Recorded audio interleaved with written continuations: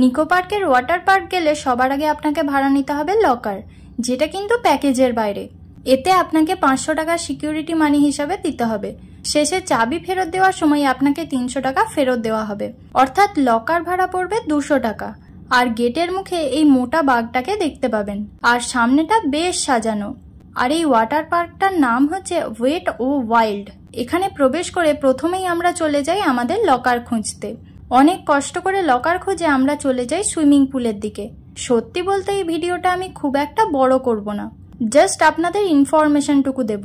তার মধ্যে যদি কিছু মিস করে যাই কমেন্ট করবেন, আমি অ্যান্সার দিয়ে দেব। আপনারা দেখতে পাচ্ছেন আমি নেমে পড়েছি ওয়াটার পার্কে। নেমেই যাচ্ছি সিঁড়ি দিয়ে একটু ঝর্ণার ফিল নিতে। উল্টো দিকে এরকম ড্রামে জল ছড়ানোর মতন একটা মেশিন ছিল। তারপরে নিচে চলে এসেছিলাম, আর এখানে এসে শুরু হয়েছিল আমাদের জল নিয়ে খেলা। এখানে সুইমিং পুলে ওয়েভও আসে, বেশ মজাদার লাগে। মানে মোটামুটি সমুদ্রের মতন আনন্দ পাবেন, তাও আবার বালি ছাড়া। এখানে এসে সবাই নাচ করে, তাই আমিও একটু চেষ্টা করলাম আর কি। সুইমিং পুলের ধারে ধারে এরকম বসার জায়গাও রয়েছে। এখানে সিনথেটিক বা পলিয়েস্টার ছাড়া জামা প্যান্ট কিন্তু অ্যালাউ নেই। যদি আসেন জামা প্যান্ট কিন্তু ক্যারি করবেন, না হলে কিন্তু এক্সট্রা কস্ট পড়বে।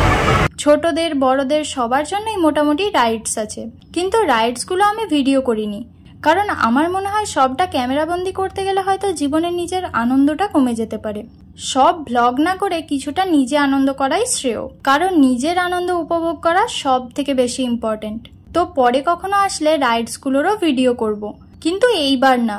তবে আপনারা যদি আসেন নিরাশ হবেন না, কারণ এটা একটা দারুণ জায়গা, ফুল এনজয় করা যাবে।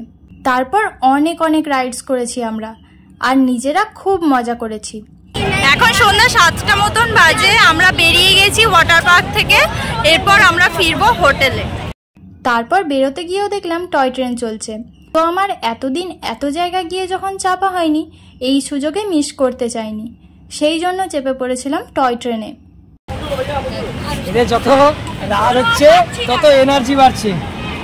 তারপর ওখান থেকে বেরিয়ে চড়েছিলাম মাথা ঘোরানোর এই রাইডটা।